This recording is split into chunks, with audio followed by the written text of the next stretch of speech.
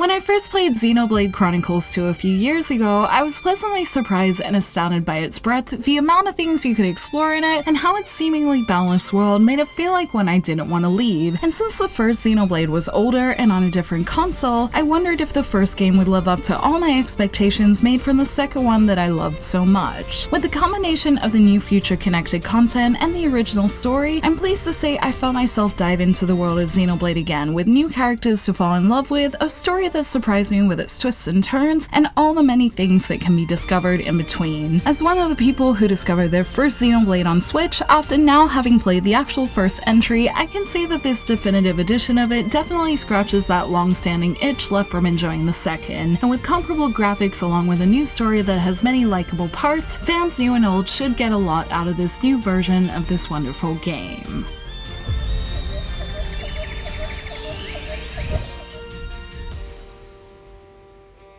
As someone whose first Xenoblade experience was the second one, the beginning of my definitive edition journey began in its original main story, and with the upgrading graphics and its signature accents, I felt right back at home in the world of Xenoblade again. The graphics look pretty much as good as Xenoblade Chronicles 2 would have you expecting, with all its main characters looking good up close and from afar, and only a few less visually upgraded characters and the way some move being the only real tip-off that this is an older game. The visual overhaul made experiencing this old story feel as it should, and looking at other people's comparisons of the visuals made me feel so lucky to be playing this version, as I never felt distracted by the visuals while witnessing this story for the first time in an incredibly beautiful way. Speaking of story, for the uninitiated, the story is based around Shulk and his friends who live on the organic titan called the Bionis, which has recently been attacked by mechanical beings called Mechon. One of the only ways to fight these Mechon is by using the legendary sword that can cut through them called the Monado, a rare sword that only a lucky few can wield. Protagonist Shulk ends up being one of those people, and an attack on his home pushes the story forward as he sets out on a journey with the Monado, both for revenge and to fight to keep his friends safe in a story that's about Shulk, the Titans, and all the things that make up this world. That's the most basic way I can describe the story without spoiling some of its surprises, and those surprises are what made me enjoy it most. There were so many times I didn't notice the story subtly setting something up, whether it be a character's role in the world or a plot point that would shake the game, and the frequency of these events, which ended up being every 2 or 3 chapters, kept me always into the story in a way that had me constantly wanting to move forward and see what would happen next. Additionally, since this is a Xenoblade game, thanks to many heart-to-hearts and quests available in the world, the story can probably hit even harder the more you dive in, and the few heart-to-heart events I did were good at showing characters who don't get much screen time together in a way that let me understand their relationship more, and this, along with the quests I did helping me understand the way the Mechons were affecting the life of many beings living on Bionis, gave the story that little bit more meaning that helped me get even more immersed in it. Quest-wise, I particularly liked that things weren't always too heavy as well. Some quests had me delivering biscuits for grandma's favorite grandson, and others were needing me to take down some Mechons so the traders were able to trade again, and I like that the combination of these moments, big and small, gave a good understanding of the world and its inhabitants, and paired with the affinity chart system that reminded me of Torn of the Golden Country, you can really get to know the world on a deep level if you take the time to do it. Also familiar to those who have played Xenoblade Chronicles 2 will be its take on an active battle system. Your character auto-attacks just like you'd expect from 2, but this time you have a lot more options for the attacks you can use, with rather than just having 4 actions mapped to 4 buttons, you can scroll across and use 8, with Shulk even having an additional amount he can use thanks to the Monado. This allows for a decent amount of strategy, especially when combined with chain attacks and the break topple system, and I often found myself rushing between buttons to try and get as many good effects as possible, not in a way that was frustrating, but in a way that felt engaging. Like the system in 2, the auto-attacking nature in between using arts will make this system probably a hit or miss for some, and on another note, I did at first miss the simplicity of the system in Xenoblade Chronicles 2, although now I don't know which one I prefer, as I felt the definitive edition had a bit more strategy. It's an interesting system to try in any case, and one that I personally enjoyed playing with, and I think if you're someone who wanted a bit more of an active role in battle in 2, this might be one that you get a bit more enjoyment from. The final thing I of course have to mention about Xenoblade Chronicles' main game is its massive world. I've never owned a Wii before, so I can't talk about its capabilities, but I can talk as a Switch owner and say that, like Xenoblade Chronicles 2, it still astounds me that a world with this much breadth and scope can fit on a portable, and thanks to the amount of terrain to explore and quests to dive into, I'm sure you could keep busy for hundreds of hours beyond the core story, which gives people who've played it before a reason to come back to it too. It's also beautiful like the second game would have you expecting. The night sky has a sprawling sea of stars, the customizable characters look great, the music makes exploring feel magical, and the high and low points you can run to in the game give me that good feeling of seeing something sparkly in the distance and wanting to go to it. And to me, that's what Xenoblade is, so I'm happy to see more of it in this definitive edition, as it makes me feel like I got what I wanted out of it. Overall, I'm glad this re-release could give me a chance to fall into another big Xenoblade world that is just as satisfying as the second one was. And much like the second, it's one I hope to come back to, as I know there are so many details I could dive more into if I kept playing. And with a big and beautiful world like this one, and a story that made me like pretty much all of its main cast, there are plenty of reasons for me to want to play more with it in the future.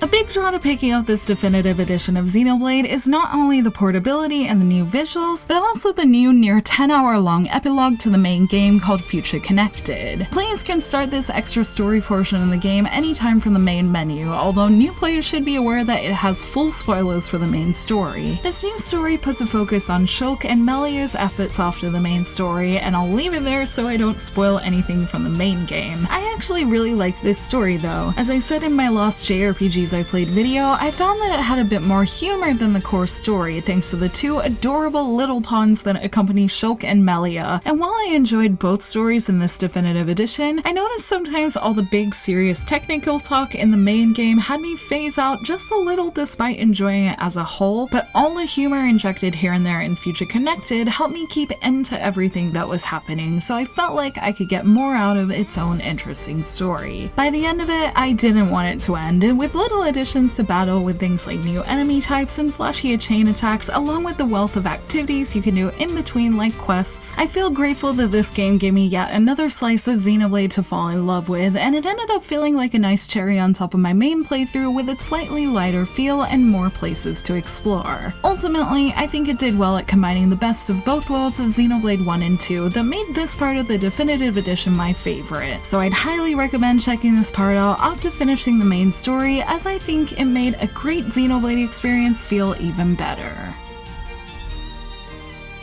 I've spoken extremely positively about this definitive edition so far, probably because I love it, but there are things I didn't find perfect in it too, and while they're not deal breakers, I feel they're worth mentioning just in case these are things people had hoped had improved since the original. The camera in battle isn't the greatest, and that goes for both the core game and Future Connected. Since your character's job is to be auto-attacking as you give commands, the camera keeps them in the center, meaning as you move around, the camera can get stuck behind things like rocks and make certain chain attacks look less cool, and while it's not a big deal, it can be distracting if you're trying to get them into position for a side or back attack or work out your aggro. But I don't know how they could have fixed this problem considering the nature of the system and needing to see your character at pretty much all times, so it's something I just got used to eventually. Also, if you remember all the memes from the many combat cries of Xenoblade Chronicles 2, the characters are just as vocal in this one, and depending how many talking enemies are on the field at once, battles can get quite loud. I've actually come to find this a part of Xenoblade's charm at this point though, and even kept Shulk, Ryan, and Ricky together for a vast majority of the game because I loved their lines and banter best. The final imperfection I could mention is how it looks in handheld mode, although for me, it's kind of as expected. If you've played the second Xenoblade on Switch, you've probably seen the obvious difference in visuals in docked and handheld mode, with textures losing some of their sharpness and going a little bit fuzzier in comparison. And the definitive edition is no different, however, it's more than playable and often still looks beautiful. I always seem to have about a 10-minute adjustment time to switch games in handheld mode, and that was no different for Xenoblade, and the fact that a world this big is available in handheld mode is more than enough for me anyway. As I said, all of these things aren't deal breakers and things that I think about much when I look back at my experience. Rather, I think of the many things scattered on my map waiting to be done, and if replayability is something you look for in your games, you'll absolutely find it here. So for me, Xenoblade feels like a high-quality world with a great story that sucked me into it, and I'm excited to get to know even more small parts of it when I no doubt come back to it.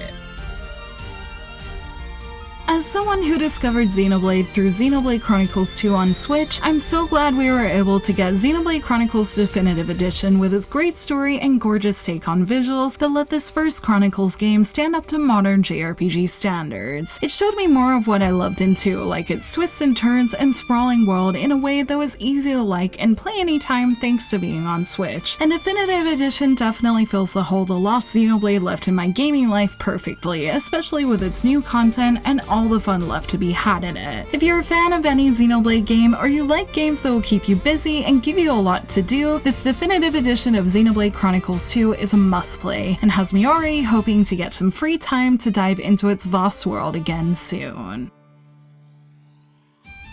Thank you for watching this video. Let me know in the comments if you've tried Xenoblade Chronicles Definitive Edition or the original, and if you have, what did you think of it? You can like and share this video if you enjoyed it, subscribe to my channel for more JRPG content like this, and ring that bell to get notifications on whenever I post so you don't miss a thing. You can check out more videos here, and you can find me on social media on Twitter, Facebook, and Instagram, all at JRPG Jungle. Links to those will be in the description below, and until next time, thank you!